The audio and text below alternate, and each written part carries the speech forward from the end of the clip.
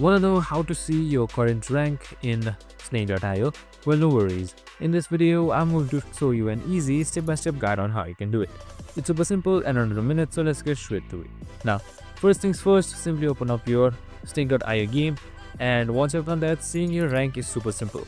What you need to do is simply change up your game mode. So, you should be over your Snake.io current game or current visible right here, and on the bottom right side right above play you should be seeing your game mode, that is rank on right.